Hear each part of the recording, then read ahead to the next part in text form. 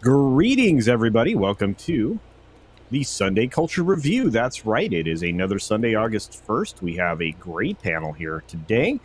We also have the unfortunateness that is StreamYard still, for whatever reason, having difficulty with upstream speeds. So hopefully you guys are getting everybody else as clear as you possibly can. And my retransmission is working out as best as it can. So but thank you for joining us. We've got we got extra to talk about today. I wasn't even prepared for what we were about to do, but we are ready to go. First, let's introduce everybody. Oops, everybody's out of order. Wait, there, tradition's been restored. To my left, or your right, is AFK Bard. AFK, how are you doing today? Hey, I'm doing pretty good, thanks. Just here to chill again. Excellent. Happy Sunday and all that. Happy Sunday to you as well.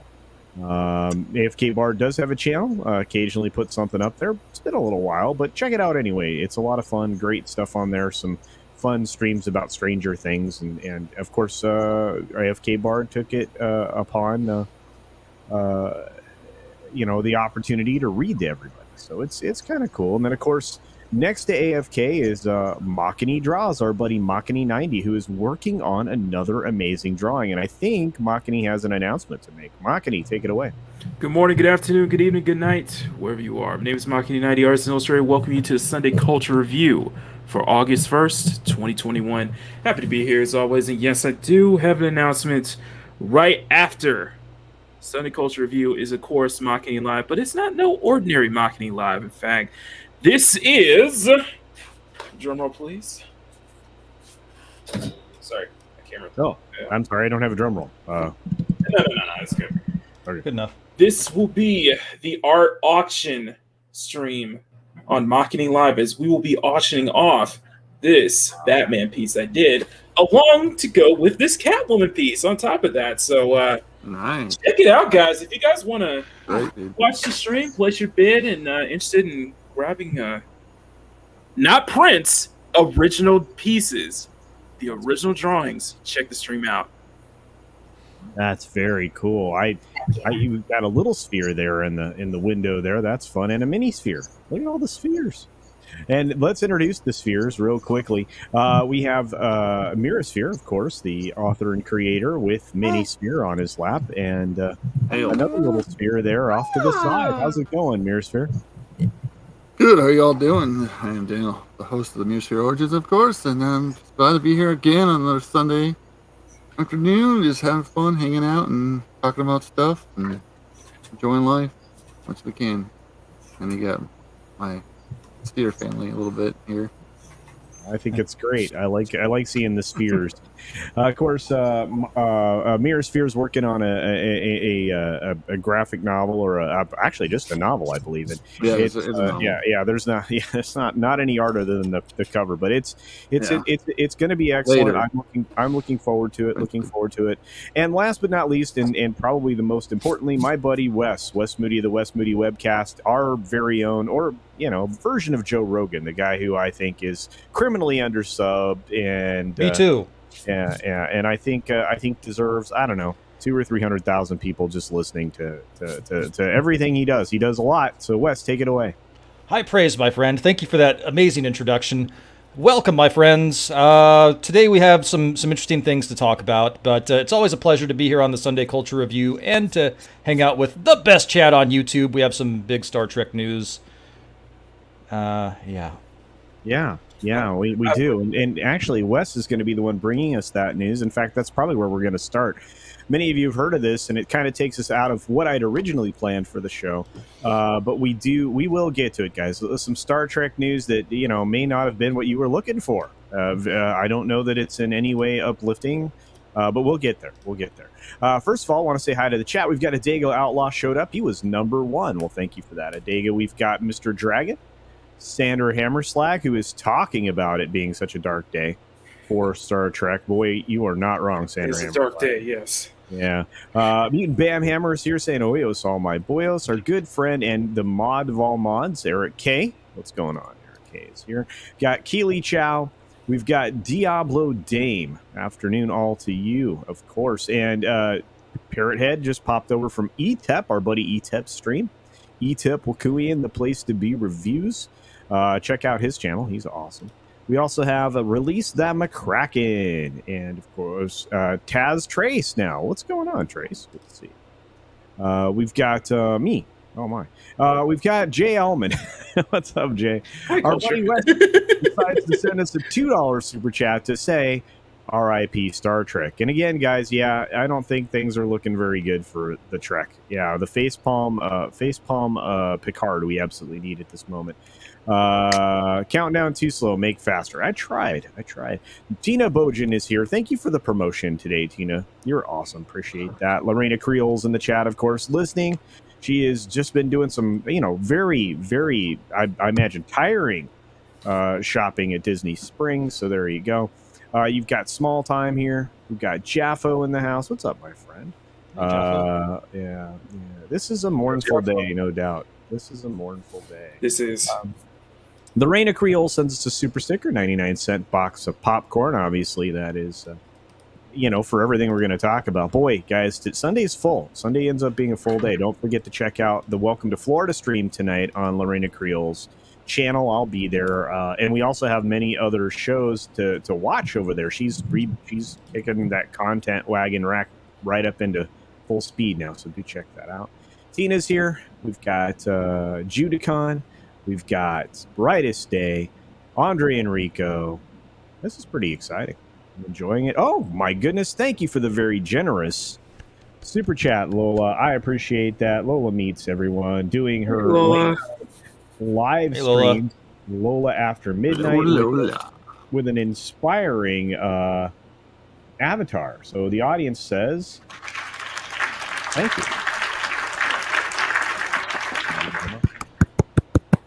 All right. Now, let's start to dive in, guys, as I know more of you have started to roll in here. I appreciate all of you that have popped in. Nikki D, Canadian Spider-Man, Mike Beats is here. So many more. Let's get started. Let's go ahead. Wes has the article first. And, okay, take it away, my friend. Here we go. It's a mournful day, my fellow Star Trek fans. I know this isn't the news that we wanted. And so the headline, well, no need to bury the lead. Alex Kurtzman inks mega new overall deal with CBS Studios. Wow. Because he did such a good job with Star Trek, right? It was amazing. I mean, if you really killed Star Trek. If you're trying to do bad. Amazing part. Well, yeah, my favorite part was when Mikey Spock taught Spock how to be a better Spock. Way to go. Even though we've never heard of Mikey Spock before that. Anyway. Alex Kurtzman, the top producer on CBS Studios roster and architect of the studio's Star Trek universe, excuse me, has closed a massive new 9-figure overall deal for his secret hideout banner. No financial terms are being disclosed, but I hear the pact is in the $150 million range. Oh, Jesus. Putting God. I guess that was worthy of a pause. Putting Kurtzman in the very top tier of television writer-producers. Oh no. Is this what we call failing forward? Yes. Absolutely. I assume for Star Trek fans, this is what hell looks like. Yeah. Yeah, this is not good. That's This for sure. is not. We've been in hell for a while. This is like the 5th or 6th tier of hell, or however. Oh, many okay. it This is. is the 6th circle. Okay. Yeah, we're digging in. Yep. The agreement will keep Kurtzman's secret hideout at CBS Studios through 2026, giving the studio exclusive rights to the company's projects for all platforms, including a series adaptation of Stephen King's short story, The New York Times at Special Bargain Rates. I haven't read that one, but it sounds like something else he would ruin. Hold on, I need to put this up here and then put that down there. Additionally, Kurtzman will remain at the helm of the growing Star Trek franchise for the next 6 years. Woo! Yeah! I wouldn't call it growing, really. I mean, Would dying. you call it growing?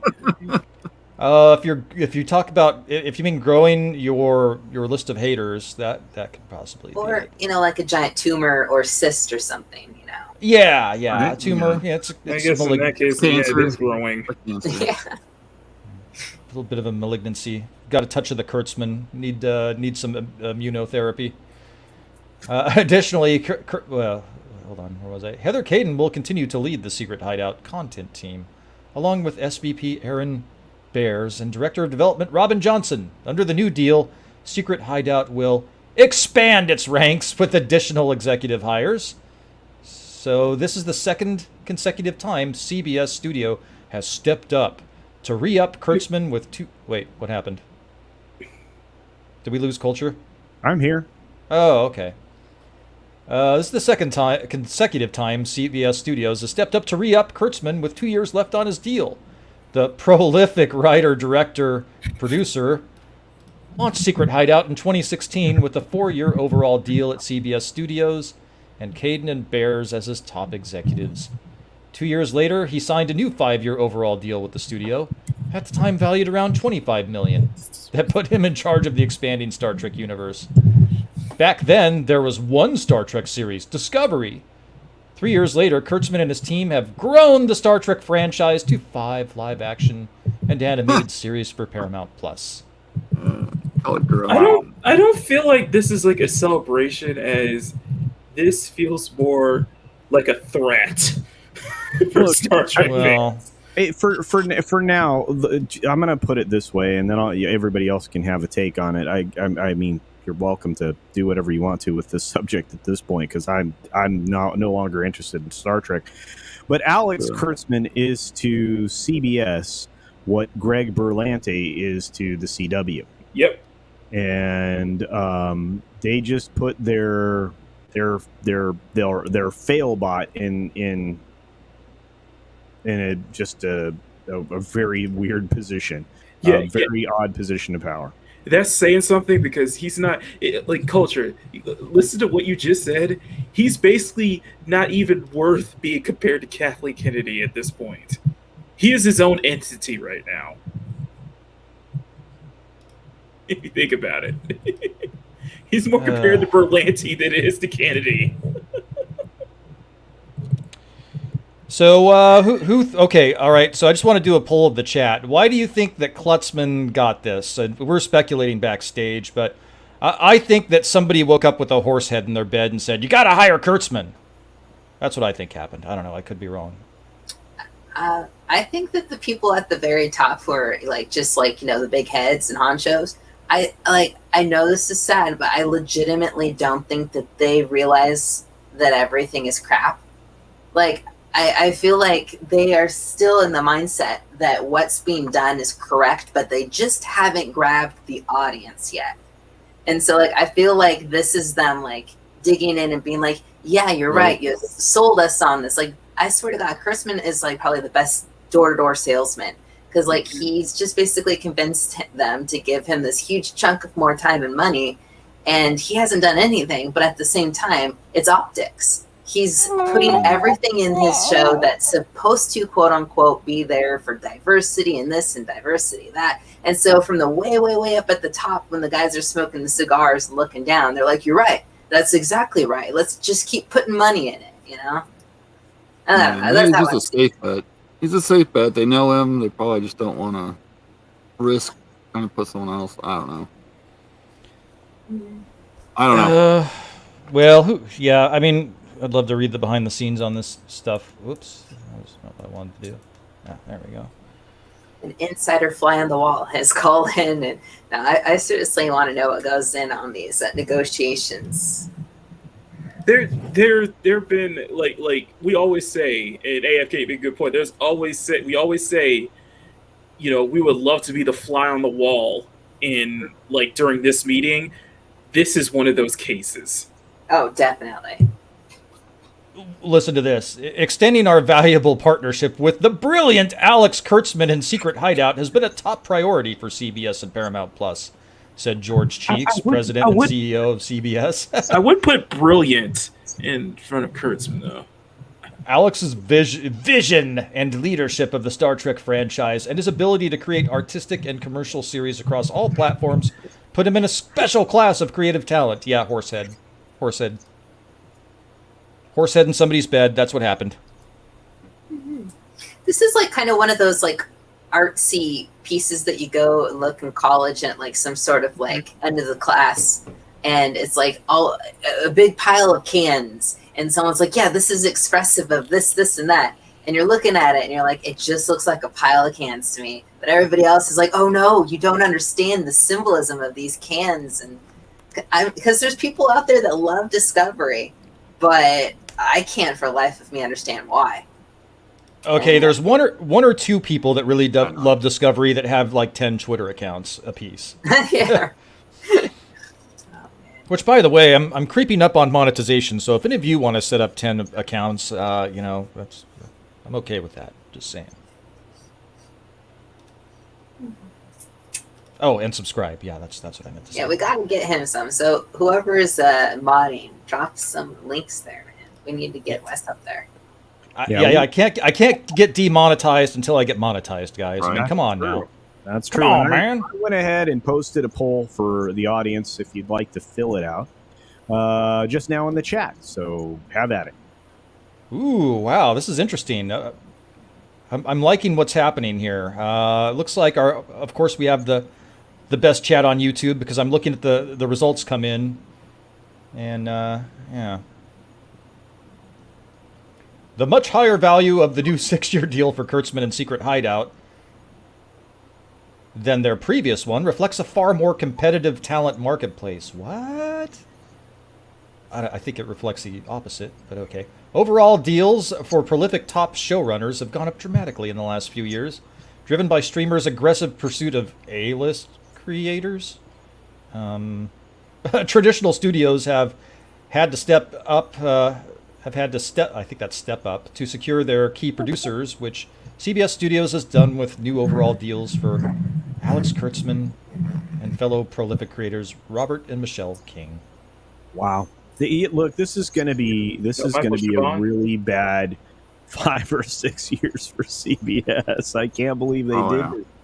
You know, is this like the vote of confidence thing that you give a failing, you know, sports team manager before you eventually get rid of them? And Lola, I don't think they're gonna learn. Lola, I don't think they're capable of learning at this point. Again, the poll is up there for everyone to fill out. You know, I don't know. I don't know. Yeah. It's like the BBC, you know. The BBC just got rid of what's his name and 13th Doctor, but Jodie Whittaker. I think it's getting better. Yeah. Sorry, the first female Doctor played by Jodie Whittaker, who we lovingly call Dr. Karen. No. The first female Doctor was played by Joe Martin. Now, what's wrong with you? Oh, true. That's true. Yeah.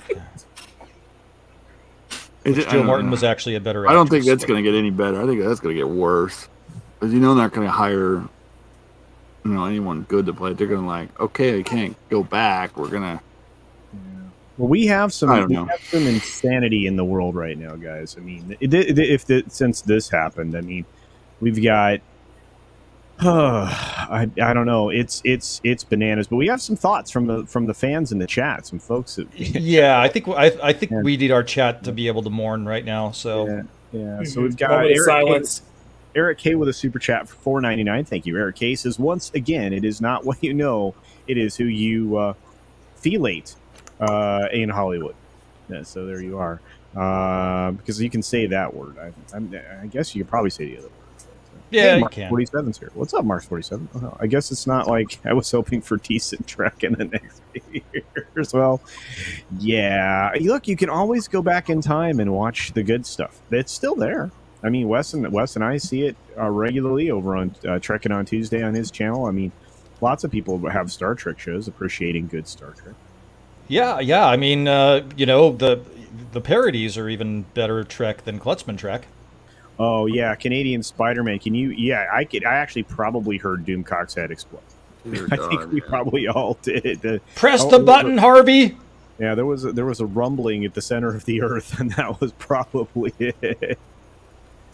Y'all are making me mad, push mod buttons. You guys are awesome. Let's see. Parrot has his knee pads. Yeah, that's probably true. But no, Eric K makes a good point. I mean, and what's funny is this is on the same day that I think either Deadline or Hollywood Reporter runs an article about Ben Stiller arguing with the guy from The Blacklist about that Hollywood's an actual meritocracy. No, it's not. What? No, it's not. Bull-ish. Bologna sausage. Yeah, actually, I believe that ETEP and many Keely Chow should sue Greg Berlanti and Carolyn Dries. I think that should happen. Man, gosh, guys, you are on yeah. Those Spec Linux laptop just rolled in here, and this is what he found out. Sorry. Bodies are buried, and he knows where. Yes, Minitep is absolutely adorable. You're right, Stephen Otten. Not Minitep, Minisphere. Yeah, Minisphere. I'm sorry. There's too many little ones now. You guys are all producing puppies, which may be good for the future. Maybe we can get some entertainment when I'm 90. Yeah, Mirasphere is a mud. Yes, very, very, very, very. Thank you, Diablo Dane. Minisphere is so cute. He's well connected. Yeah, I mean, he is. It's honestly, Probably, yeah. it's everybody that's connected to J.J. Abrams' wife. Pretty I wonder much. if he has to give 10% to the big guy anytime he lands one of these big contracts. I don't know. Sometimes you do, though. Sometimes, Yeah. Sometimes you do. The big guy has to get his cut. Especially if you're dealing with a foreign entity like China or something. China. Where does CBS get 150 million when they are 20 billion in debt? It's a good question, Sander Hammerslag. They pay it off over time. They didn't write him a check for 150 million. I don't know. We'll have to see. Klutzman is like KK. He's got dirt on the right people. I agree with that. Soul Assassin. It's probably not his dirt though. It's probably JJ's dirt. Yep, theft. I wouldn't be surprised. A special class of suck. It is. It's in a class all of its own. Yeah, nobody's watched Star Trek in a while. I mean, not without suffering for something. I might have Kamikaze some. Oh wow. Yeah, exactly. If you were a fly on that wall, you flow right into their trachea. Sounds good to me. Change things. Commander Ed Straker Shadow for $2 says, "This is more like Star Trek autopsy posting." It is. Yeah, it is. Wow, the poll has been going for 7 minutes. There's 44 votes. It's looking like so far failure is the new success is leading. Thanks for dropping the links. Appreciate you, brightest day. Mexican Iron Man for $10. This is one we gotta say. My outrage on the She-Man Kevin Smith debacle is now surpassed only by my Sunday being ruined. Today's goal: 1, clench fist; 2, find wall; 3, punch hole into wall. I'm so sorry, Mike, and thank you for the $10 super chat. Yeah, We feel your pain. We feel your pain. Dude, it once a week. It's it's like man. they build a new trash fire, and this time this is the bad thing is this is a 6-year trash fire, so maybe they threw like a bunch of tires on it. So this is more like a trash tire fire now. Agreed. It's awful. Yeah, maybe a few bodies too. Yeah. Well, they didn't put the right bodies on it. Anyway, No, unfortunately, That's for sure. I'm going to keep highlighting the chat. Any further thoughts on any of this? I mean, how did this? How? Why was this a good idea? I mean, there has to be a reason. There has to be a reason. Got a couple more super chats, I guess. We'll do those real quick. Your Muslim uncle for $1.99 says, "Success is patriarchy." Renew. Well There said. you go. That's awesome. Well done. Well done indeed. Stephen on for $5. Thank you, Stephen. Appreciate that. Kurtzman has some serious blackmail on someone, or this is the direction CBS wants to go in. I'll stick only to OG Trek from now on, and so will we, or at least me. I'll speak for myself. I'm going to use my I statements, as Gary would say. Yep. Yeah. Well, at some point, it's going to reach a point where there's more bad Trek than there is good Trek, just like it happened with Star Wars, and it's going to ruin it. It's going to taint the earlier versions, where you're only going to be able to think of how angry you are when you see how good the older stuff is compared to the newer stuff. Well, the thing is, I'm afraid that might be the intention. Like, they might do this on purpose to basically rewrite and think about what the implications could be there. It could rewrite or just change everything, change how we mentally feel about the old stuff. You know what I mean? Yeah, I think we're gonna. I feel like it's on purpose. Yeah, or it will be on purpose. You're probably right, my Yeah. friend. Probably. Especially after Picard, you know how they did he destroyed his own character? This is, I don't know. Oh wow, hello. She's back. Sorry, I do a super promotion. starting to look pretty good there, Mock. Thank you. But it's I can't. After what Wes just said, I was like, I can't shake the feeling that they could potentially just do shows where everything that's happened in the original series, Next Generation, Deep Space Nine, Voyager, they just wipe all continuity. They're just gonna just purposely just mess with continuity, mess with canon for their own purposes, and make us not, because saying we always have the good stuff to look back to. Like, they'll purposely put that thought in us, and every time we look back to the old stuff we used to like, we end up hating it because of what they did, and what they did, they changed to what they changed to the timeline and such.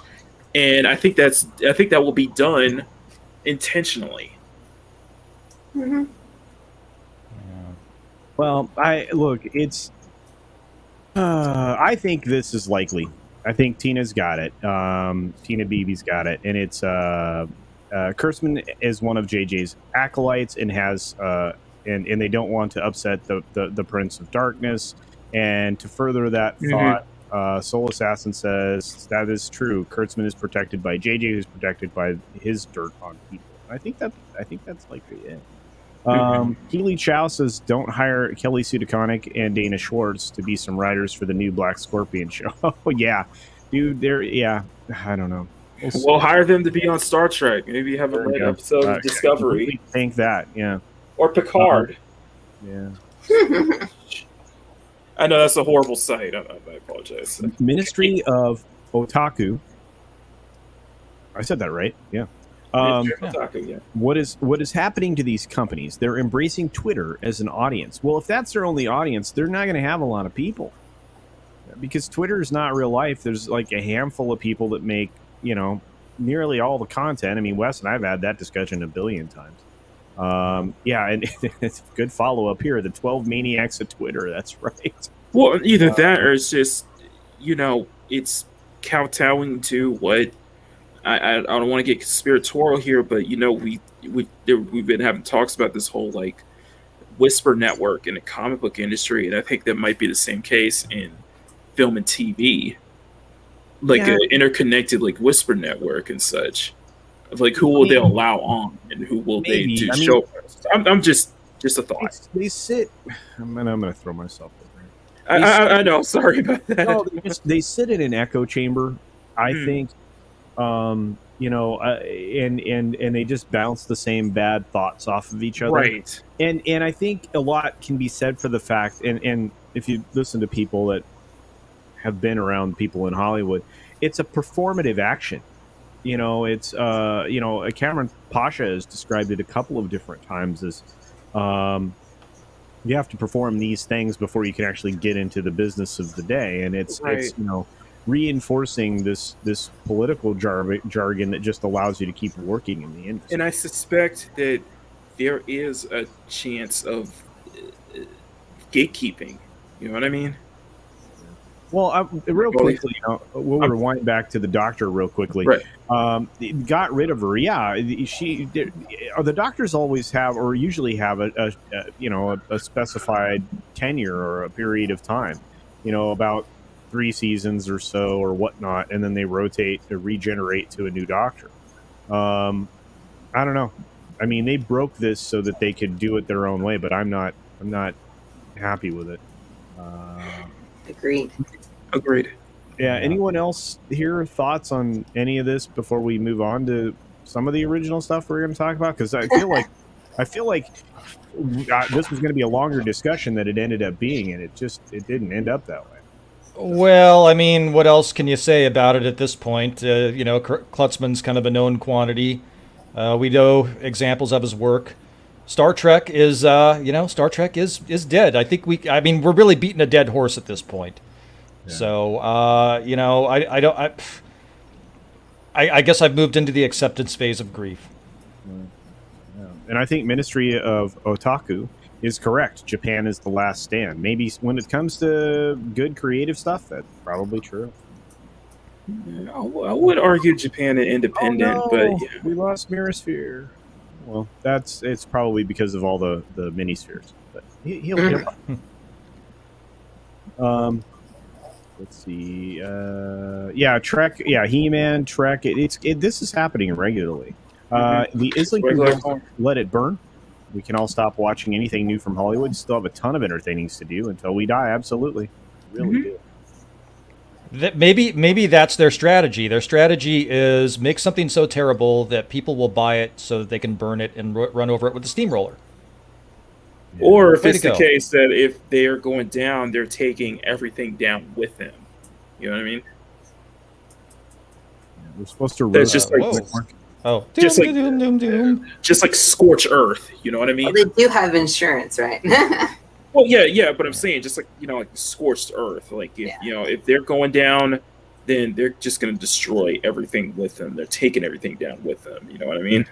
Mm-hmm. This is probably their way is like on their way out, because they see that the clock is ticking. They see the signs, and they see that it's not going to resonate well. So they're just saying, "F it, we're just going to destroy it as we go out."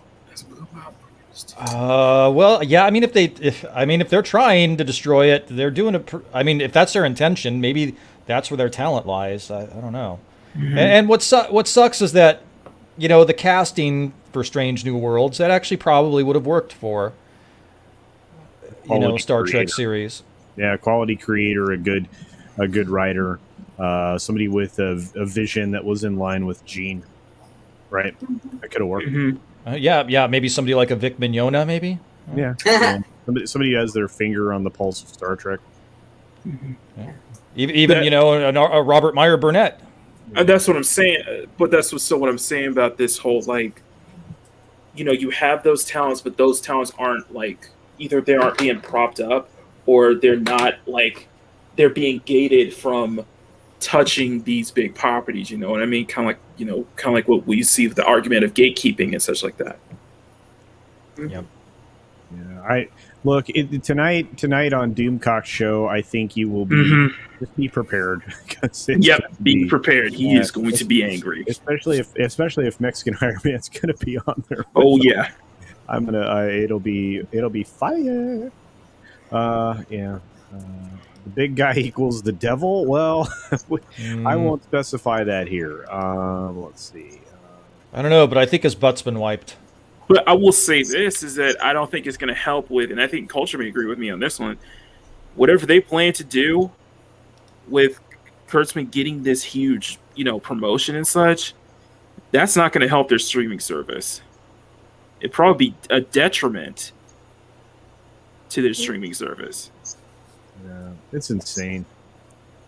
Yes, Clarice failed miserably, Simon Parkin, and they rehire him for $150 million. It failed so badly that no one else wanted it, and they wouldn't put it on the streaming service. Is it problematic? Do you think that because like we have all of these different like what used to be cable shows, basically, right? Like, but prime time that have their own streaming services now, and they're not all showing their numbers and stuff. Like, is it perhaps like being more detrimental to them as a whole because they can't compare each other's failures and succeed like on what they're succeeding in like they used to be able to? They can't be like, oh, that channel's getting these great numbers on this night for these shows. We need to like step it up or see what we're doing wrong. Like, Yeah, no, because I don't think it's, and it really comes down AFK to that, and I think you bring up a good point. I think it really just comes down to that mindset, you know, it's because it's not really about, you know, meritocracy or, you know, wanting to make a good product. And I think that's why they're hiding those numbers, because they know those numbers are low. They know those numbers are failing. Well, and they don't want the public to know about it. Yeah, but Jay Elman makes a fair point here. The article does break it down why this happened. I mean, it does, and Jay's not wrong. You know, lifts all boats. Yeah, even the crappy ones, and that's true. I mean, that's the problem though with Hollywood is they don't look for other voices. Failing upwards. Well, I mean, this all started with you know, way back when television, where you had a handful of producers that controlled a whole lot of shows, a whole lot of production.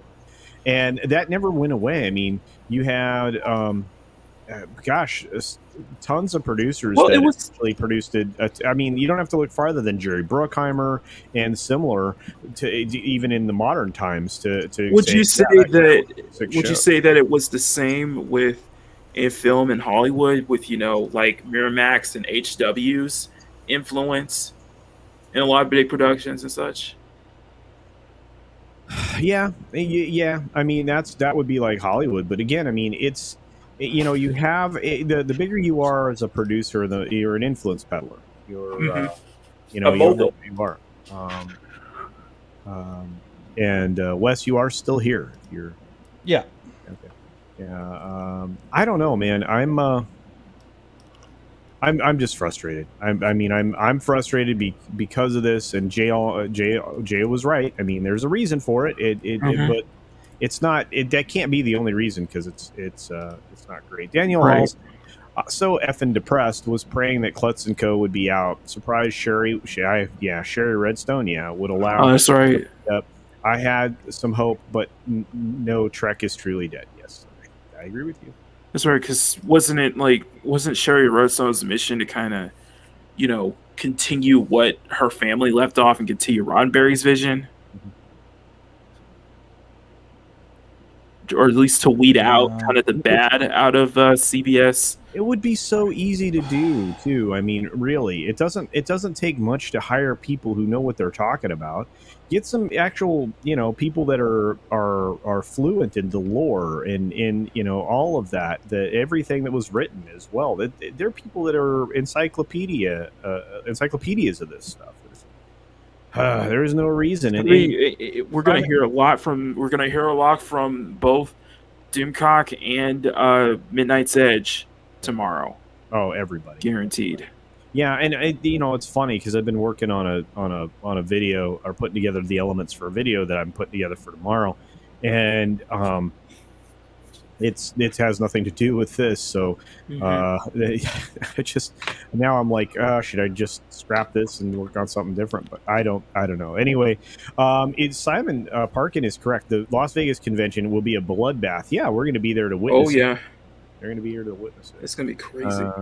Do they still have the Star Trek experience over there in Las Vegas? No, that's been gone quite a while now, I believe. Yeah. I was too young to go, and my mom went over there, and I was so jealous because she did it. She's not even a science fiction fan, but she's like, I went to that alien place that was on that show you watched, and there was a weird guy with big ears. What's his name? Bork? I'm like, oh, God. Wow. She brought a cup home that was cool, but I was so upset. I know. Yeah. Well, in Soul Assassin, somebody's going to buy them. I mean, I feel like they are. I'm going to do one last look at the poll and go ahead and end it since it's been up for about 23 minutes now. We've got 60 votes in. Looks like failure is the new success is the outright winner at 56% of you. So thanks for that. Wow, it's a majority. Yeah, got dirt on someone. Finished out at 32%, and 12% say they really believe in his vision. Oh, 13%, it jumped. Yep, 60 votes. We're going to end the poll right there. We had one person that voted as we go out. I wouldn't be surprised on that last option, though, that more and more people are starting to believe that vision. That hence why he was given that huge promotion. Yeah. You know what I mean? Because it's not about, profits really anymore for the creators, for the showrunners and such. Karen Prime walked into this. Was like what, Batwoman and all that crap. So yeah, they don't really care about success. Yeah, Batwoman's gonna have a third season. Yeah, and Karen Prime walked into this and was like, wow, yeah, it's not good. 6 years. Rob Alta says, I think the studios are all in collusion. Well, hey, they all just got together. This is the problem with the Sun Valley thing in Idaho. Nobody pays attention. You have all this power, right, that control everything is part of the culture in this country and around the world to a certain extent. And that's why I think we need to have, I think in this case, we need to have I think we definitely need to make a bigger push for stuff like the Orville and such. So shout out to PJ of Orville Nation. Yeah, Orville Nation. That's right, our buddy PJ. Check out his channel and all the things that he tries to do. Very tolerant community in his place. So, which is cool. And if there are any holdouts on watching the Orville, you got time, but you should go do it now because I didn't want to at first. I watched it. The first couple episodes are a little rough, but like seriously, if you want Star Trek, like now is the best time. Go find your friends and family, make them all watch it with you, and at least for a little while, you can pretend that everything outside doesn't exist and that there is no CBS and all is well. That's my pitch for you. No, I think that's a good pitch. I think that's a good pitch. Real quickly, some super chats before they disappear on me. Commander Ed Straker of Shadow for $2. Thank you for that, my friend. Says more proof that external cash is fueling failure. I don't think there's any argument for that now. The money's coming from somewhere because these things are not profitable, even though they go to streaming as content. Okay, there is no profit in it. Scott Jennings says, hey. Let's see. Nepotism, yeah. R.I.P. Star Trek, yeah. Is Klutzman an orc? Don't know. RMB will have a meltdown. Dude, you should have seen it coming. I mean, the rest of us have been trying to point out that, this is the kind of ground that's been sown, for a while. And I don't think it's going anywhere. A Ministry of Otaku says CultureCasino companies do not care anymore. They will keep doing this until there's an economic collapse. Actually, that's also being fueled by actual other factors. And on other channels, we can certainly talk about this over at Wes Moody's or a few other places like Drew, the Supreme Heretics. A lot of people will talk about that. I don't dive into politics so much here. So. Nope. But I'll say this and answer it. You're not wrong. It's one element of it. There's a lot of ways to collapse. There's multiple factors. Yes, Rob Altus says, I just heard the collective screams of agony from Doomcock and R&B 100%. A lot of people will say like Star Trek died with Discovery and such, but a lot of people also argue that Star Trek died with the Abrams films. Yeah, I think it went down here downhill seriously after the first film he made. After that film, 2009, yeah. The first film wasn't the most terrible thing. It wasn't. It didn't feel completely. That's the problem with these things. They don't feel completely Star Trek. But that's the magic button. If they had pushed it and said, in this movie they said it was an alternate timeline, they established it right there. I was totally cool with it. And if they'd said all of this new Star Trek was part of that alternative timeline, this could be forgiven. Like legitimately, they could be like, okay, we have this whole thing going on, whatever. But they were so full of themselves that they wanted to make their track the everything track. Well, AFK, if you forget the behind the scenes dispute of owning the properties because it was switched between, the new timeline, the Kelvin timeline because of licensing. Yeah. Well, It's all and about then the 20%, different, right? And here's the thing. I mean, one of the reasons they relaunch stuff is all new, all different, like they do in comics and other places now, is because they don't want to stick with the things that have, kept the stuff alive and kept it successful. They want to try their way of doing things because it's superior, except it fails and is an economic failure every time. This is not a win for Paramount. Paramount Plus. It's not. I don't think it'll be a win for anybody involved. Yes. Yeah, it's going to be bad. But let's get a couple more things here, because we got some super chats. Like I said, I just don't want to lose them. Worse yet, they could pull all old Trek like JJ want to happen when his first Star Trek movie came out. Yeah, Star Trek. Yeah. If they pull all the old, you're gonna have a massive piracy thing. People are going to pirate those puppies, put them up on sharing sites, all kinds of stuff. Rather just take advantage of the fact that might be one way to retain any kind of audience for your streaming platforms. But I see your point. MJ1 Media, Mega Jetty 1. Mega Jetty. $2 says, Klutzman's name's on my latest ST4 DVD. I feel dirty. No. Wow. I'm sorry. I feel dirty too. Yeah. Maybe you could white it out, maybe you could put like a white out or something to, white that name out. Yeah. See you later, Taz. Trace, good to see you, buddy. Thanks for stopping in. I feel like a phasered Horta. Pain. That's right. That's great. Better news when I return, please, Culture. You know what, Karen Prime, we'll move on to something else of weirdness. There's more to talk about. It's just this thing became. Whoa, I need to be off camera. I am not going upstream very well right now. I think StreamYard's having issues because and something to keep in mind is like we all just heard about this like earlier this morning. Oh yeah. So this is just breaking news, pretty much. Hey, Cold Era, good to see you. Thanks for joining us today. Paramount Plus will fail. Well, look at this, guys. I mean, this is one of those things I want to point out.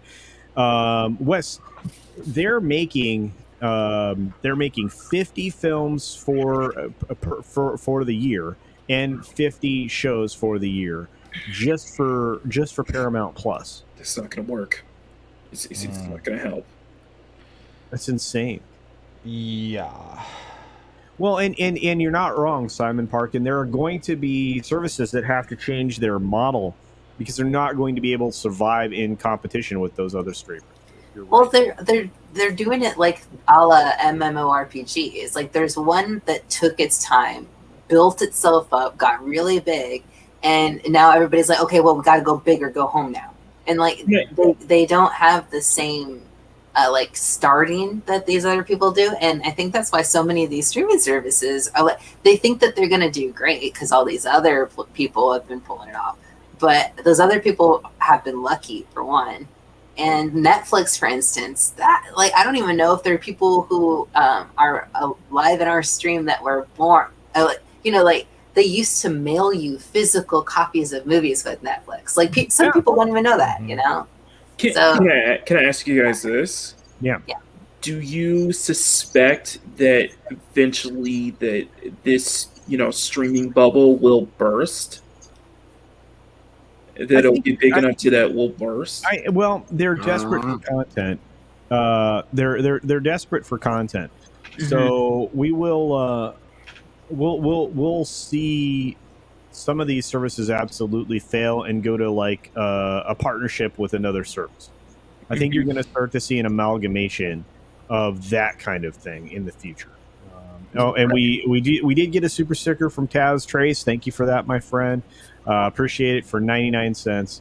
And I know you bounced out, but in case you watch, I like the cool face. I appreciate the sticker.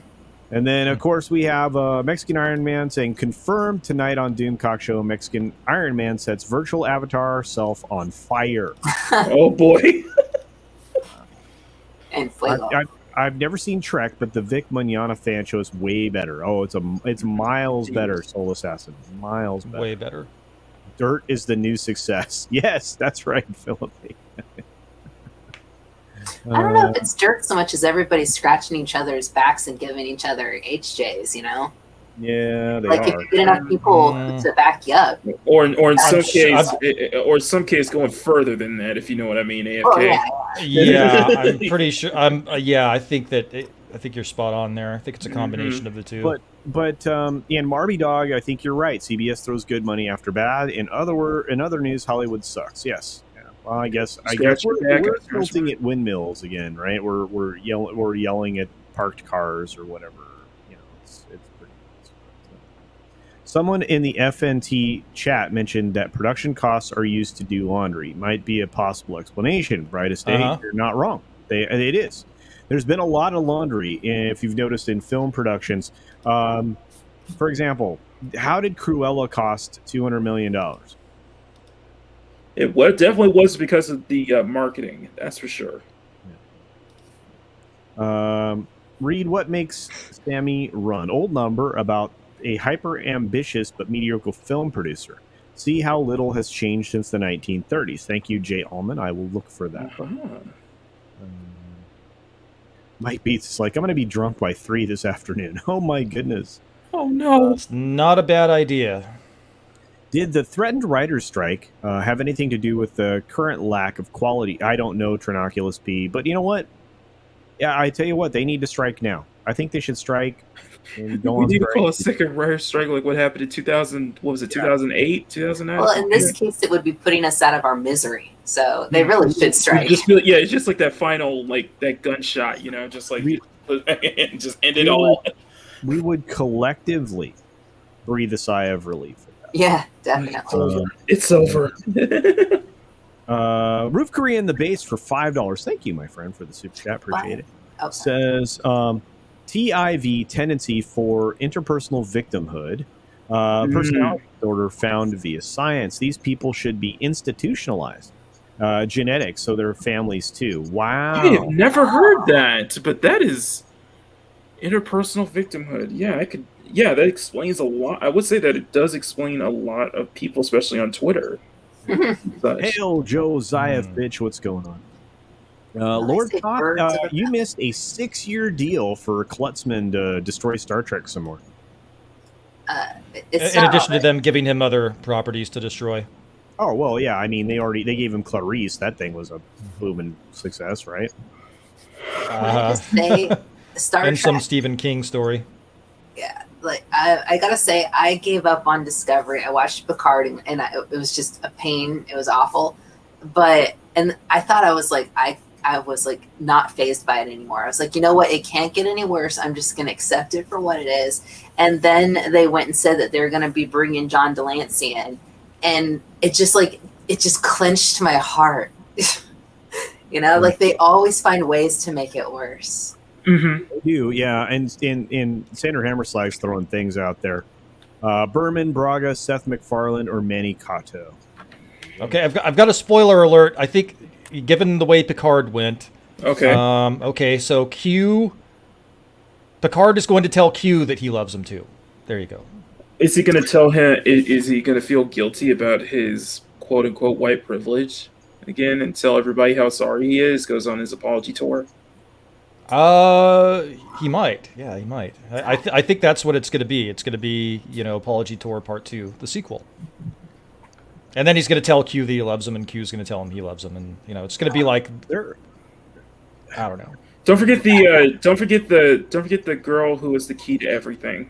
The key to the world. Well, yeah, and then you have the resident murderer Girardi, and she's going to go to Rafi. And Rafi's going to be her 12-step her sponsor for her 12-step murder program. It's okay, honey, baby, sweetie child. You just don't kill today. Mm-hmm. Take it one day at a time, girl. Yep, you just took the words right out of my mouth, AFK. Yeah. Well, we have a new guest joining us. The ever oceaned one, Shellback is. Whoa. Hi, Shellback. I'm sorry. I'm sorry. Wow, look at that. I feel like their Wow. pirates are coming. A fleet right there. That's a skull. I like that skull That's with the sweet. clouds. Yeah. See, what The I think shellback ancient, is coming. what I think ancient order of the deep. That's the kind of imagery that comes to mind. It's the ancient order of shellback. With pirates and Ninja Turtles. Yeah. Exactly. So, You see, Shellback is here. They're here to end it all, to put us out of our misery. It's gonna Thanks be for them. zooming in on that culture. That's some serious detail work we got to pay attention to. Oh yeah, I threw it back up. Philip A. Demick says Trek is undead. It continues to shamble along on the corpse of past glories. Absolutely.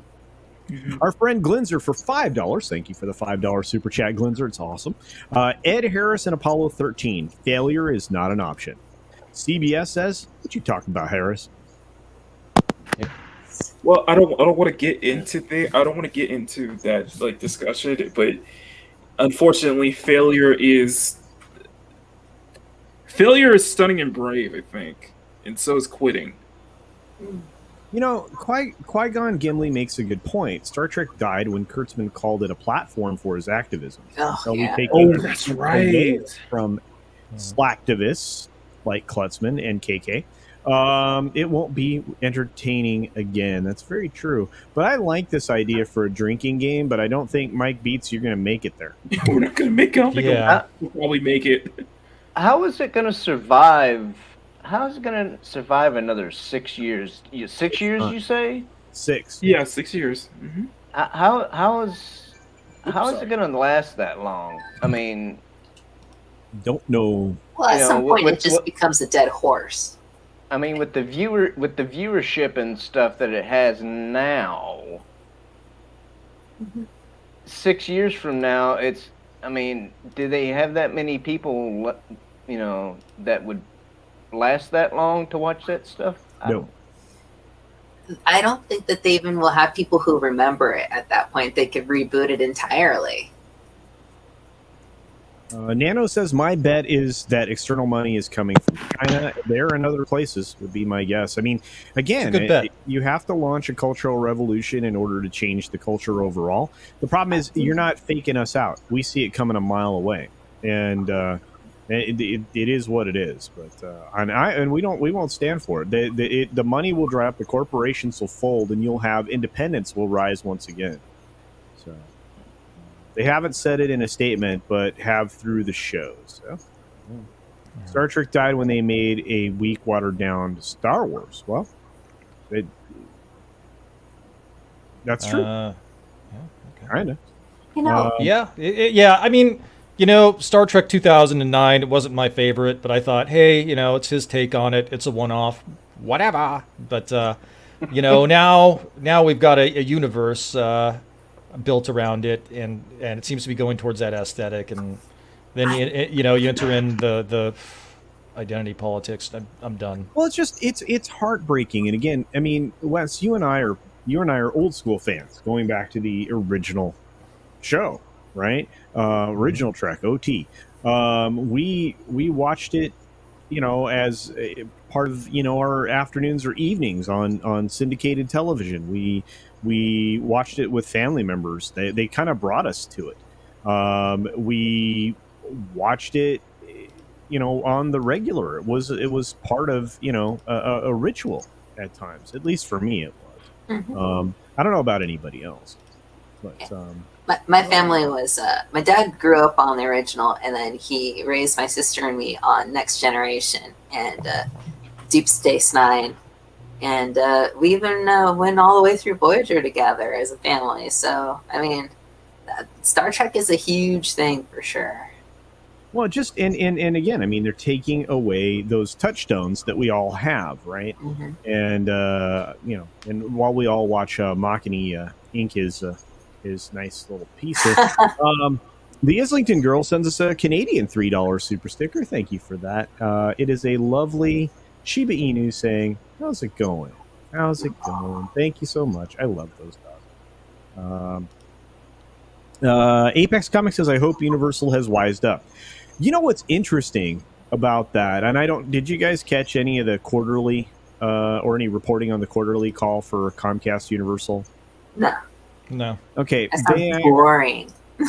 well, sorry. I know I'm a weird guy. But basically, they said outright that in that meeting that they don't really feel like they need to rely on mergers and acquisitions. So it sounds like they're going to build from within, stand pat, and put their own stuff together. Which, for them right now, I think this is one of the most successful, or they've demonstrated one of the most successful. Methodologies, in my opinion. I could be wrong. Do you guys venture a thought on that at all? Well, You don't have to. What? Oh, wait, you're talking about CBS? No, Comcast Universal. Comcast. Okay. They're electing to stand pat, and not move forward on stuff as far as mergers and acquisitions, and just develop their own things, which they've been very successful with. Yeah. If you look at their thing. Oh, yeah. Oh, yeah, absolutely. That's The only thing a wise move for them. The only thing they've really acquired of recent has been Sky, right? They got the elements of Fox that Disney didn't want or couldn't have, right? So well, I think that's a wise move. Yeah. So it is what it is. I just thought I would point that out. That's where that came from. Liger fan is in the house. Good to see you. So what did Klutz have to do with ST4? I don't know, but if that's on the disc box, that's nuts. Unless he gets a piece of everything going forward. Hey, Adopted Inks, good to see you. Good to see you. What did Andre Enrico say? I didn't even see it. I am a fan of the original NCIS series as well. With Mark Harmon only appearing in half of the episodes this season, I fear it won't last. Stephen Otten, you are not wrong. Wow. He's still on that show? Yeah, well, he is. He's how many years? We're going on 20? Is it more? I don't know. I watched up to the 6th season, and I got tired because I didn't really like the plot, and then I heard that it was still going, and then I lost track of it, and now I realize that it's still on. Holy crap. That's insane. How old is Mark Harmon now? Consider this. Right now, the audience that CBS controls on linear terrestrial side of things is an audience that the average age is in their 60s. That's true. I remember my grandmother telling me she was watching NCIS as well. And I was like, oh, yeah. And she's like, yeah, I love that handsome man with the silver hair. I was like, geez, Louise. Wow. There you go. Yeah. Commander Ed Straker of Shadow says, as just released a video, Star Trek is dead. Well, that's on the nose, but he's not wrong. I can't wait to check that out. I gotta get going. Oh, yeah, you do. I'm so sorry. Yeah, that's right. You got a show to do, my man. Yes. Anyway. All right. Well, let's make you full screen real quick.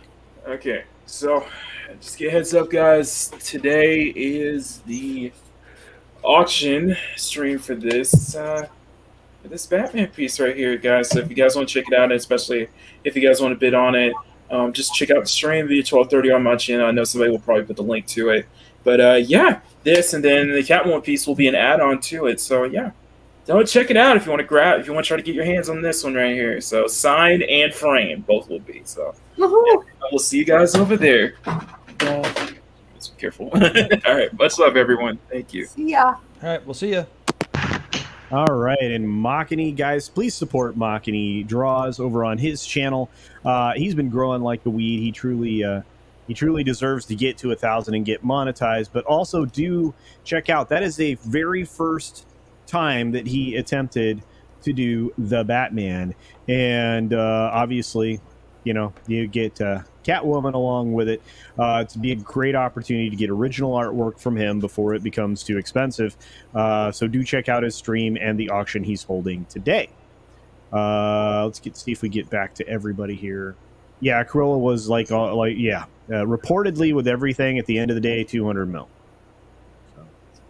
You can't see it, but I'm shaking my head in sadness. Yeah, I believe you. Karen Prime says today is the perfect day for all other beloved franchises to hide their own bad news. Breaking news: Disney confirms Rian Johnson's trilogy, and Jodie Whittaker admits leaving was a joke. There you go. You could hide it all under this bad day. Lindsay, you're not wrong. Doomcock's rage will be infamous. Q turns Picard into a masculine man again. That would be wonderful. Oh, no. You know what they could do that's even worse? Oh, no, I'm seeing it now. But this also might need them to have a little bit more brain. They can have it so that there's this long episode where Q comes to Picard, who's now an android, and at the end he offers to make him human again. But Picard says no, because that would be privilege, and he would prefer to stay an android. There you go. I wrote it. That'd be awesome. Oh, I'd like to throw some... Well, anything we could come up with would be better than what they're going to do. Let's be honest. Let's be honest, right? And Matthew Birkland, all the way from Istanbul, says there are two types of ships: submarines and targets. Oh. Pacifico. There you go. That sounds like a way to get a headache fast. Yep. 7 is supposed to be the Borg Queen in Stat Drek Pucard Season 2. Ew, no. Isn't she like a murderer now? She also needs to go to Raffi's 12-step murder program. Oh, man. Cheers for my good friends Clobberin Times and Raquel Briggs. Star Trek is now dead. D. Bud Martin. Yeah. Yeah. I feel bad for Raquel and Clobberin Times. I really do. That it's just sad. Justin, what's up? I feel bad for humanity. Justin is driving to work. He says this. There you are. Pen is? Yeah. Pens. The pen is mightier. Yeah, there you go. The pen is mightier than the sword. They're wasting so much money right now. It's bananas. Well, again. Hammer slag. I thought necrophilia was forbidden in the U.S., or is California different regulations on that subject? Well, they're coming. Almost all of it is filmed in Canada now, at least with the Star Trek stuff. So. I don't want new Star Trek. It's not canon. I don't want it either. Senpai has noticed me. That's right, Dano. You guys are funny. Roof Korean the base says for $5. Thank you for the super chat, my friend. Dr. Rehav Gabe is the author of the TIV study from the University of Tel Aviv, published May 2020. Article in Scientific American before the SJWs tried to ban it. Well, we'll have to go looking for that. And we're being joined by a special guest, the Avatar himself, the man whose waistline is... it grows from time to time. Fat Steven. You didn't know the joke anymore, my man. Like, come on. His I want to comb your hair. waistline is under siege. Yeah, I want to comb your hair. I just want to get all up there with the brush and just stroke it at a medium pace while smelling that herbal essences, and then rub cheesecake all over your eyebrows because I'm weird like that. Whoa. Okay. Well, welcome anyway. That was weird. Hey, how you doing? What's going on? I look, he covered his face now. He's blushing. I'm glad you could join us, but yeah, I'm gonna have to check out this study, Roof Korean. That's gonna be an interesting read this afternoon. I do have some happy news though. If you guys haven't done anything happy yet. Thanks, Mike. Appreciate it. I will be watching you and Doomcock flip your beanies tonight on his show. I would like some good news. I recommend the new season of War for Cybertron because they did a wicked crossover with the original Beast Wars, and it was fantastic. And you get to see Optimus Prime and Optimus Primal on the same screen fighting Megatron and the Megatron Predacon version, as well as Galvatron making an appearance, and Unicron.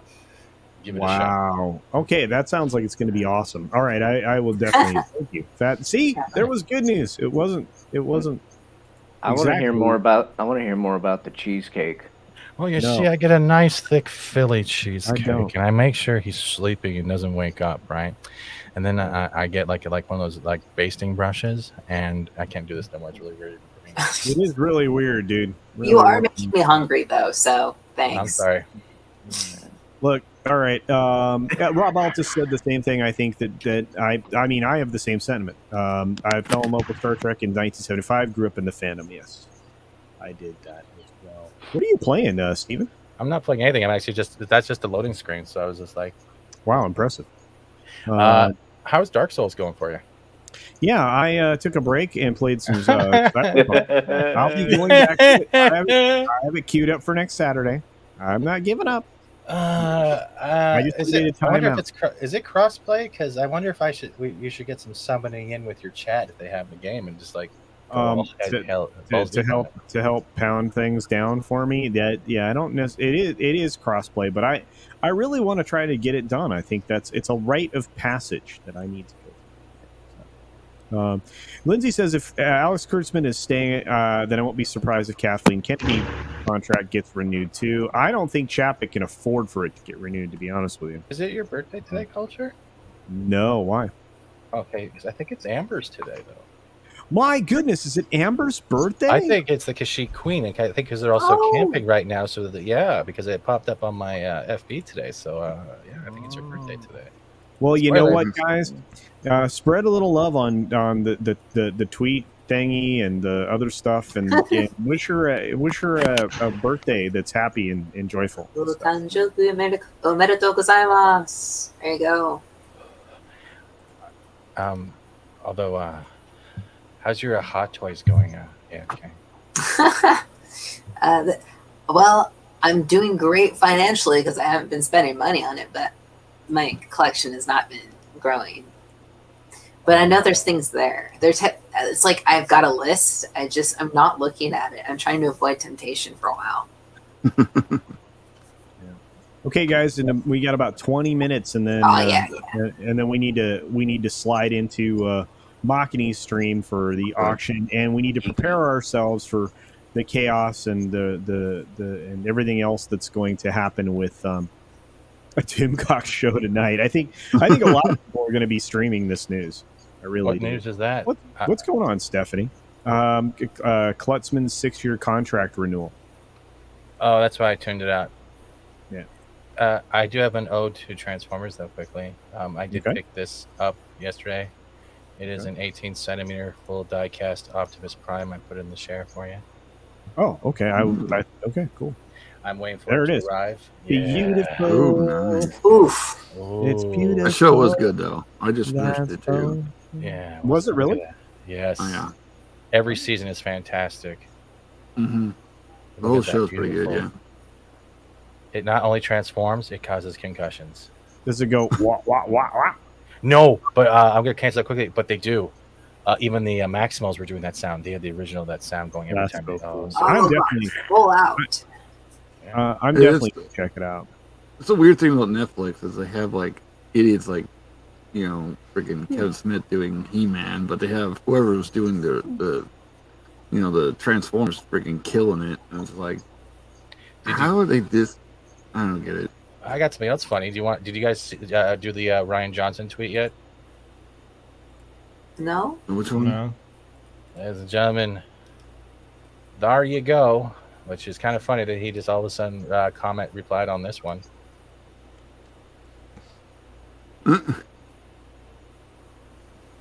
Wow, if Brie Larson sues Disney for breach of contract next, they screwed her out of a proper sequel. I'm going to roll around on the ground laughing hysterically. That's from Nerdy Girl. What? Follow up to that was from Ruin Johnson. Please, please, please, please. What? Please actually happen. Please, please, please, please. Please. Pray, pray, pray. Yeah, that was as of the 31st at 5:15 a.m. And that was I wanted to pop. Was he just like really drunk or high when he did that? No, he's Troll Johnson. That's what he does. But I thought people were finding a little kick out of that. Because... Well, our friend Jin Wong says, "F it, I'll just rewatch my Voyager DVDs." Babylon 5. Give Babylon 5 a chance. Yeah, Babylon 5 is really good. All we are saying is give Babylon 5 a chance. We cover it every Monday. Yeah, it's really good. Actually had it's brilliant. Monkey Jeebus actually had Straczynski himself retweet him, quote tweet him, when he goes, "No love for Zathras," and he quote tweeted it with "no," and that was I think yesterday. That was hilarious. So So we got 6 more years of female clean orcs having their way with whoever, whether they want to or not, right? Okay, got it. Graping? Yes. Okay. Picking other Georges there out it their is. boot. Yeah. Why? It's not my birthday, Justin. You guys are so Yeah, that joke is old. It's like 2 years old. No, it's not my birthday. His toupee is having a birthday today, though.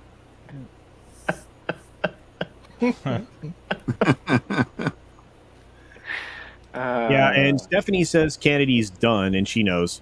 So listen to Stephanie. I feel like they're gonna give her a severance package and convince her to leave. I don't think that they'll be able to publicly make her go because of the optics of it. I did have a question. You guys probably touched He-Man today, right? So what now? Did you guys touch He-Man at all today? Nope. In what way? No, okay. We're not gonna. We're gonna. I want to get into this lawsuit thing because I wanted to get your guys' perspective. Because all of these companies are falling apart, and we're not gonna make it in time to get to the rest of balance of it because this news broke. Mm-hmm. So, and thank you, Adopted Inks, for your super sticker of a Doomicorn. Someone is gonna have to do this. That's not. I got it for you, dude. I'm got you covered. I got you majorly covered. You don't even have to do it audio. Oh, okay. Oh, yeah. Give me 1 second to find my hard drive. A very merry birthday to you. A very merry birthday to you. That's weird. Well, oh boy. Where is it? Well, while we're waiting on Fat Steven. Yeah, let's talk about this lawsuit. Oh, there you go. I had it here. What happened? I'll just jump in and say that I want to talk about that lawsuit, and I'm glad that you want to. So let's do that. All right. Sounds good. In fact, let me whip this out. Oh, scared. No, it's you guys calm down. You never close your eyes. There it is. Oh, by the way, Kai Lang drinks Space Marine tears, says based ruin. That's right. That's a hell of a name. Women in Film, Reframe, and Time's Up condemn Disney for gendered character attack on Scarlett Johansson in her Black Widow lawsuit. There was no gendered attack about it. They're just trying to get back to being relevant because all of these things have fallen in, by the wayside. I think that it's just a cross off the gendered and it's just a character attack, period. But it wasn't. I mean, she attacked Disney or her people did, depending upon how you want to phrase that. And they responded in kind. Let's read through it real quick. Not true. They will eat their own. Supposedly, her lawyers reached out way in advance for trying to get a. I heard contract. That. Yeah. So technically, Disney not answering, and then trying to weaponize crazy Wu-Tang believers. This is called that. To side with them is pretty much a dirty tactic. Yeah, that's what I'm saying. And on top of it, the fact that they dropped how much money she made on it was really tactless to me. And also really underhanded because at the end of the day, like, dude, if someone said, if you do this, I will give you an additional $100,000, blah, blah, blah, blah, just sign this paper, and you sign it, you want that extra 100,000, blah, blah, blah, that they effing promised you, right? So, like, that's what I'm saying. It's like, even if, this is a ridiculous amount of money, the fact is, what she's saying is true. They promised it to her in legal bounding ways and binding ways. And I don't know. So I feel like this was a character attack because they could have just been like, this is something that, we're going to figure out, whatever between us. But, Disney's PR guy is just as brilliant as when they got rid of Gina Carano, like no tact whatsoever. I don't think dropping how much money she makes and guilting her about the situation is fair, considering legally speaking, if what she says is true, then none of that matters. They still owe it to her. Well, I think. Well, let's get into this article. We can talk about some of that. I think a lot of what you're saying would be accurate under the right circumstances in the contract. Mm-hmm. But again, Deadline is now calling Disney out, saying seriously, Disney, you're not looking so good. Well, maybe they are, because again, you don't know what's in the contract. In the wake of the 319.8 billion in the wake of the 319.8 billion entertainment media conglomerate, that's what they're trying to say. It's like conglomeration. Calling Scarlett Johansson's breach of contract Black Widow suit a callous disregard for the horrific and prolonged global effects of the global crisis, and outing her base salary, which had already been done. That was out in the press way before this, of $20 million on the Marvel Cinematic Universe film, exclaiming that Disney Plus with Premier Access will compensate her well enough. Women in Film, Reframe, and Times Blah Blah have weighed in, calling the Mouse House out. While we take no position on the business issues in the litigation, because they can't, because they have no idea what's in the contract, Scarlett Johansson and Walt Disney Company, we stand firmly against Disney's recent statement, which attempts to characterize Johansson as insensitive or selfish for defending her contractual business rights. Wait a minute, you're taking a business position. But that's weird. This gendered character attack doesn't matter if she's male or female, guys. It's just you could categorize it as a character attack, but I don't know how. They didn't say. She said the suit showed callous disregard. They didn't say her. Well, I think it's alleged that the suit itself is like it wouldn't exist if not for her. Like the suit is a callous disregard for, and she's obviously the one putting it there. Yeah, but they didn't say her specifically. Is the point? See, and this is where it's all the slippery lingo. It is. Yeah, we have the weasel words, the weenie words, as I call them. So, yeah. But anyway, it is what it is. So, blah, blah, blah. Okay, so I don't care about any of this. What I care about is the actual lawsuit, which is here. Disney strikes back over Scarlett Johansson's Black Widow lawsuit, reveals her $20 million payday, which had already been revealed. Yeah. That's low, though, isn't it? No, because it was incentivized with lots of things in the deal. Right, that would get her bonuses. That she's already the highest paid actress right now. But anyway, that used to be part of movie advertising back in the day. They'd be like, "Oh, so and so is now the highest paid actor in Hollywood for receiving $20 million to play in this movie." They're using it in this instance to emphasize how callous it is to want more money, though. It's not just like by the way, remember when she said this? It's like it's more of a look at how much she is making off this, you guys. See how silly this thing is? That's how I read it as. It's not just like we're just data dropping it again. It's just like, look at this money. How heartless, like that. I don't know. Maybe that's just me, but that's how I read it. I don't see it as just an innocent comment. They're trying to turn her into the Evil. the hate the rich type of comment. That's what that is. It seems more like interestingly enough, but I hate to interrupt, but I need to here. Interestingly enough, the payday that she was getting was outed in the press, in the Hollywood Reporter, back in 2018. Yeah. But it was actually less than that. It was outed as 15 million at the time. It seems more like, hey, look how much money she got. She should just shut the hell up, and who cares what I did behind the back to make money with the streaming service bullcrap. And I'm like, both of it seems petty. No offense, 20 million. It might be a lot of money. Yeah, maybe I misjudged. But at the same time, Disney just needs to stop. Like, just accept the fact that people reached out to try to negotiate a contract. Your guys ignored them. She took a step forward because you went out of the way of the actual. Why am I hearing myself twice? Oh no, that was me. I'm sorry, I accidentally bumped the Right. YouTube thing.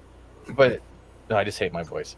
But pretty much, it pretty much sounds like, well, you did this. We reached out correctly, the proper way to do it legally. They chose to ignore it or not acknowledge it, and then swung something back, and then they played dirty with the whole, like, the Wu-Tang stuff too at the same time, as well as you got this money, please shut the hell up. If you can't even practice your business model correctly, even with your highest paid, both of y'all should either just do it behind closed doors, keep your mouth shut, and stop airing your goddamn public laundry. It's the same thing whether you're on YouTube or Twitch. A small creator, a superstar, do it behind closed doors. Stop trying to weaponize the mass media of people who watch this content, and just let it go. That's my opinion. It just seems petty at the end of the day. It's 20 million. It's 20 million more dollars that none of us have. We don't really care. Yeah, and that's the other thing. It's like I'm one of those people that always tell you don't count other people's money. And the other thing is, again, her contract was probably oriented around the equivalence of the male stars in the film. So, and ticket sales. No, base. I'm talking about the base. Her base contract number was how much have you recently paid one of the other team members who I benefited from doing teen-up movies with. How much are they getting paid? Because I am an equal star to them, which is fine. That's you're equal pay for the equal work on the solo film, right? And so my guess is her salary went up from the 15 to the 20 million because somebody else got a $20 million payday, probably RDJ. So if that's the case, and then she had the bonus structure built in there, like they all do, she is relying on bonus money from a film that was already headed downward in their projections and tracking in 2019 before it was supposed to be originally released in 2020. I don't sound ignorant though, of like the way I just stated that stuff, right? I'm just thinking. No, I didn't say you were ignorant at all. I think I'm asking as as an actual question because I can't tell sometimes Hollywood I not fully understand all the time. No. You're right in there. What you're saying is right. If in her contract, and I will say it this way, if in her contract it delineated an exclusive theatrical release, which it likely didn't, because that's not the way contracts were worded. But what she does have in her corner, Stephen, is that the attorney, the general counsel for Marvel she claims to have an email from saying that if this were to be released on Disney Plus, we would have to revisit it or something similar to that. Does that make sense? Yeah, it's kind of making sure that it's reevaluated and one party is not getting more than the other, or it's at least beneficial to both parties because she's giving her time and they're giving their money. Right. Well, I'm going to play this clip because it is pertinent. Here we go. I am the Pegasus. I come bearing horrible tidings of war from the... Yeah. Less talky, more flappy. Thank you for that. Nice. Hopefully, That's a classic. Hopefully, Lorena is okay with that being used. No, I made it. No, I know Lorena uses that one, and I appreciate being allowed to use that. It was awesome. Thank you. Lorena's gonna copyright claim us now. You're copyright claim Warner Brothers, even though I made the clip. I'm copyright both y'all. Yeah, way to kill the joke, Stephen. Thanks. I may want to embiggen the article on the stream. Okay, there we go. So I want to comb his beard. Can I comb Mary Sphere's beard, please, just for like a moment? Yeah, there you go. All right. He's blushing too. Look at that. In the lawsuit filed Thursday, Los Angeles Superior Court Johansson claims that the day-and-date release of Marvel's Black Widow on Disney Plus in theaters was a breach of her contract. The lawsuit contends that Disney Plus release siphoned potential theater-goers, costing her potential compensation tied to the film's theatrical revenue. Disney's reference to the global crisis referred to what the company has said has been a motivating factor in the day-and-date release, given the limitations on theatrical moviegoing because of the global crisis. The company's revelation on Johansson's compensation was also unusual on the record disclosure of star movie pay, which that's not always true. So regardless, I'm so tired of this. Look, Ultra, I have a question for you. Yeah, go ahead. So clearly this contract, was written up pre-coof. Yeah. So, like, they weren't thinking, or at least at least ScarJo and her people weren't thinking in terms of post-Coof life or whatever, right? As far as her getting paid, so it would it would have been more in theaters and whatnot, and it probably would have done better. Maybe if it would have came out when it was supposed to.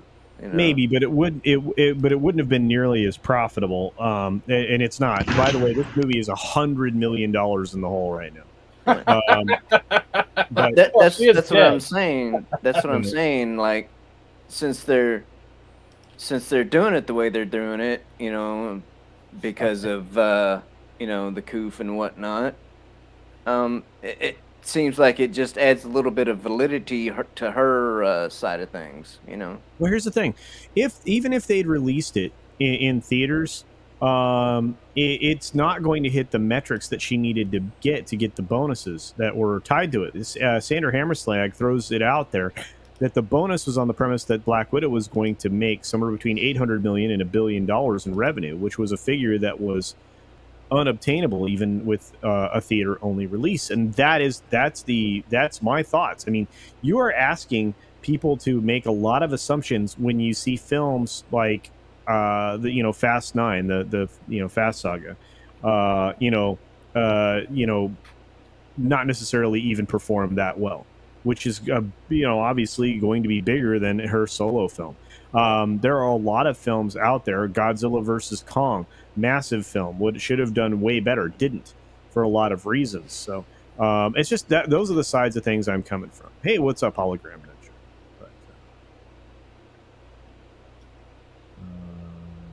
Yeah, but at least Godzilla versus Kong was good. That's true. There you go. The problem is that all of these companies are starting to look bad. Disney's looking bad because it's going to have 3 or 4 stars suing them, although Dwayne Johnson says he's not. He understands that it's and he's fine with it. You have of course Emma Stone, Emily Blunt, and others, and I'm thinking, you guys never want to work for Disney again. They make up 40% of all box office receipts in Hollywood. Why would you do that? Which is a problem. Well, I do think that ScarJo is kind of reaching the end of her career. So I agree with that. this is kind of the last grab for her. So I could see that with her. I vaguely recall hearing, and I don't know the details, but of I thought it was Sony or DC or somebody who had actually compensated some of their actors for loss of sales for COVID, but I don't remember who that was. Oh, well, Warner actually did it with Wonder Woman. Right. And so it kind of makes that me wonder if there isn't some credence to that. Like a gray wiggle room where they actually aired on the side of judgment and actually compensated somewhat for that versus Disney. But it's going to put that film even further in the hole.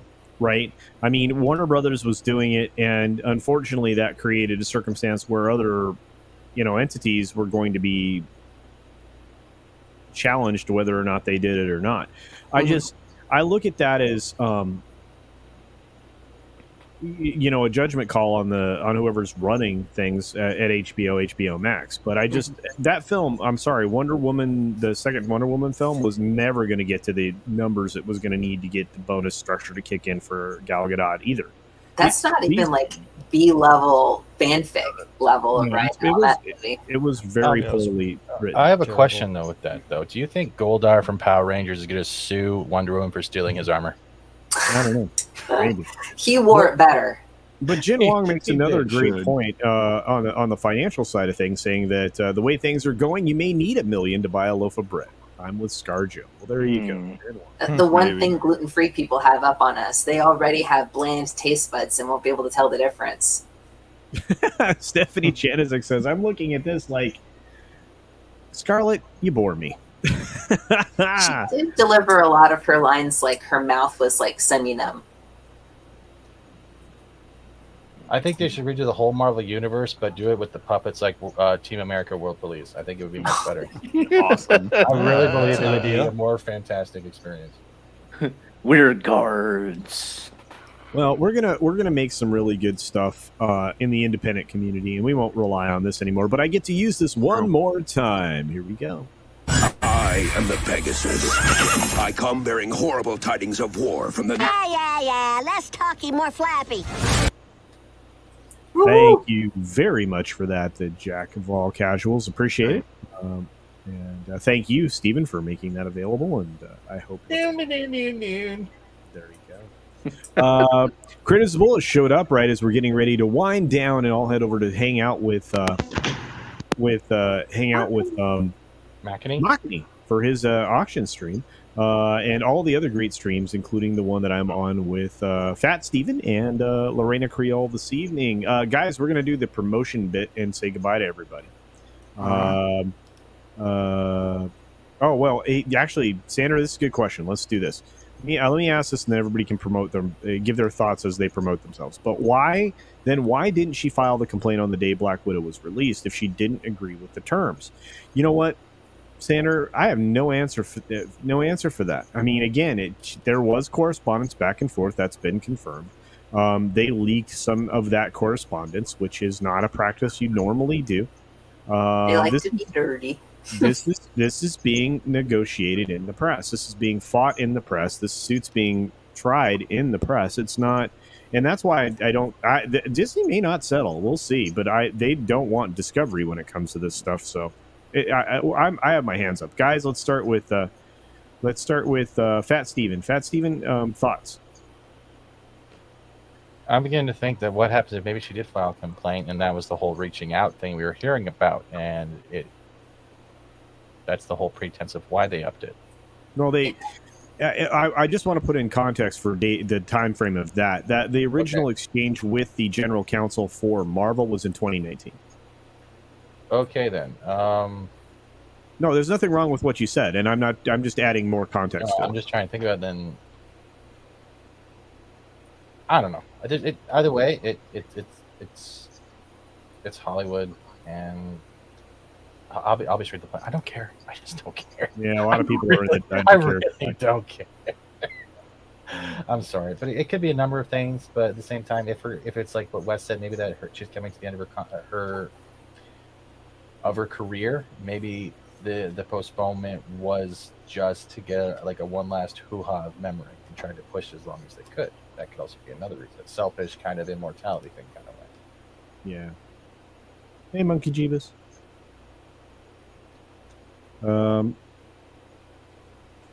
Yeah, I'm not feeling sorry for Disney at all, Monkey Jeebus. And I look, to me, it's fine. I mean, if she's successful at suing them, more people will, and that'll knock all these companies, from doing this junk. I mean, yeah. That's at the end of the day, that's what it is for me. It's like I don't pay enough attention about actors to know what they're like outside of what they're acting or listen. I don't look at her Twitter, but it's kind of like the principle for me. And it's like if this has credence, if this is true, if she's making a point, then by golly, stick it to Disney. That's what I'm saying.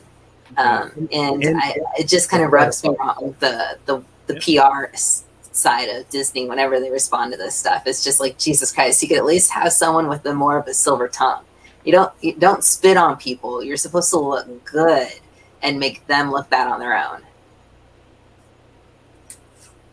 Sorry. I'm sorry for all my ranting today, y'all. No, that makes sense. That's a good point.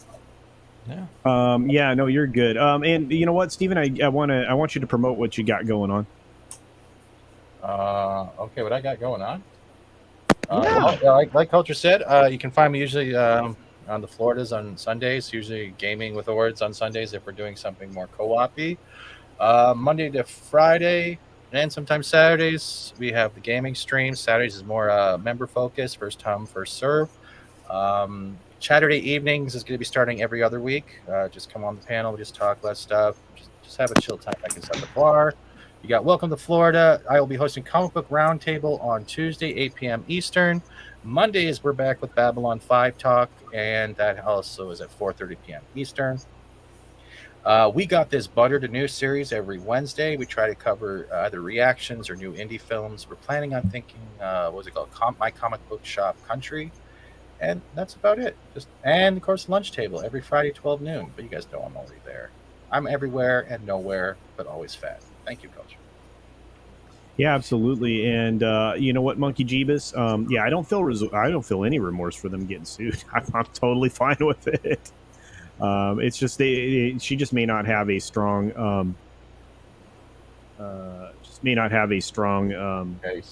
case. Thank you. That's the word I was looking for. All right, Mirrorsphere, you're muted. Want to promote what you got going on, my friend? Yeah, just have fun hanging out, take care of family. What I got going on? Just need to be working on my book and trying to do things like that. I need to do more streams with you guys, but I'm kind of busy. Yeah.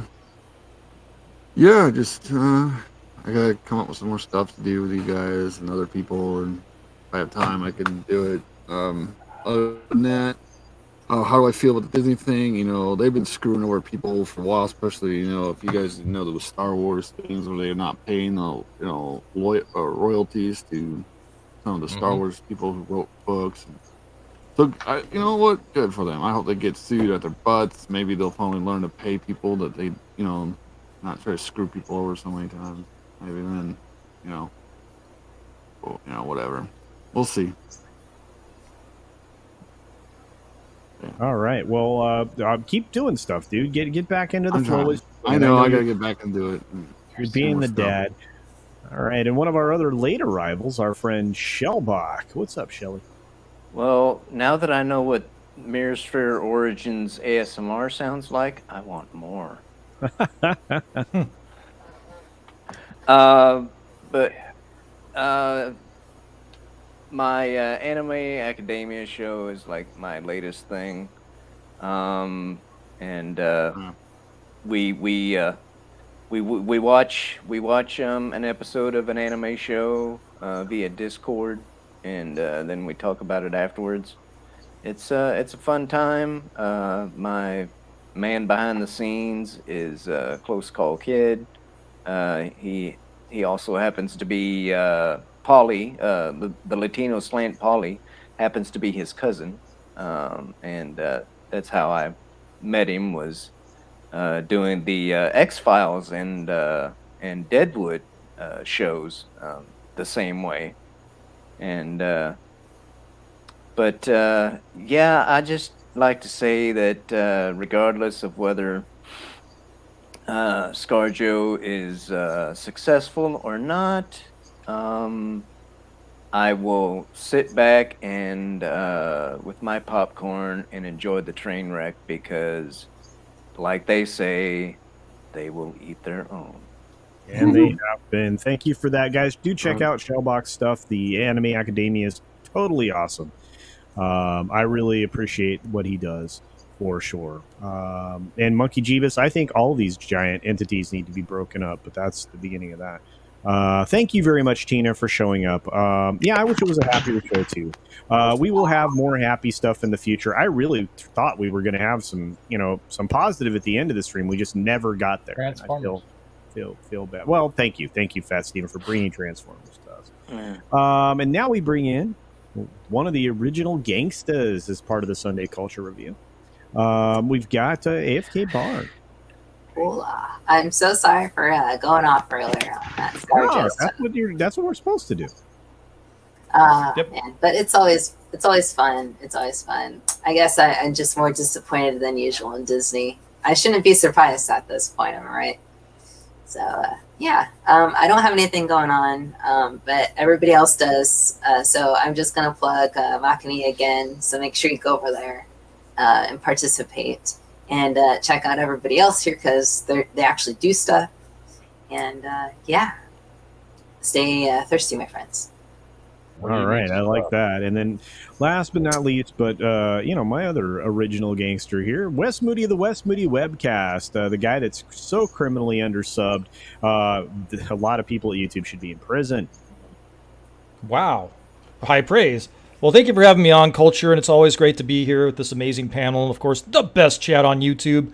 Yes, it is somber news about Star Trek today. Regarding ScarJo's lawsuit, in general, I usually tend to side with the talent over the corporations, the way that they punch those contracts up. I mean, you could say that was something that should have been worked out at the time that the contract was crafted. But, I tend to be on ScarJo's side on this one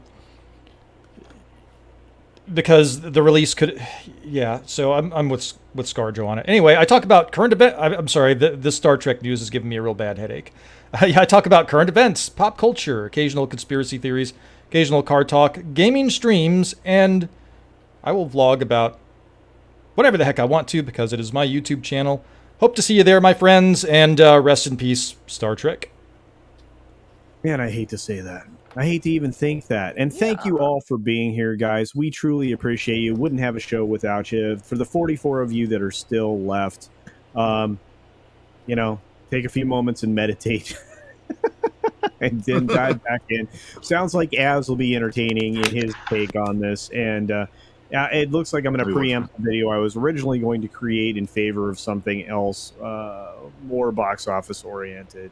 In a different way. So I do appreciate all of your support, all of your super chats, all of the members, all the people who are subscribed, everybody who watches this on a replay. You guys are absolutely the best. Do go and check out our friend Machiny Draws, formerly Machiny 90. Check out the auction. Look at getting yourself a piece of unique art that isn't going to exist and a companion piece of art that he's throwing in with it. So with that being said, be sure to take care of yourself. Take care of others. Wash your hands, of course, because it's good hygiene. Wash your ass. And until next time, I love you guys. And behind your ears. Peace. That's true. Bye.